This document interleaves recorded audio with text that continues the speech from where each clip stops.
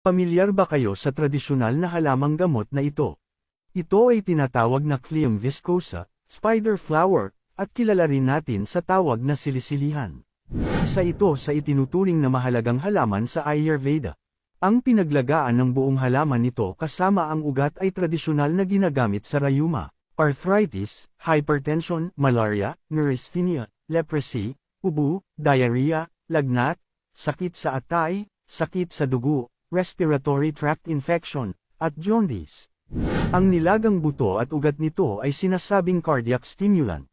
Ang katas ng dahon nito ay ginagamit sa pananakit ng tenga, herpes, mga problema sa balat, at sa mga sugat upang mapabilis ang paghilom nito.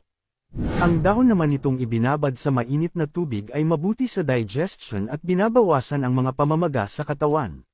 Follow my page para sa marami pang kaalamang panghalaman na ating tatalakayin at pag-uusapan.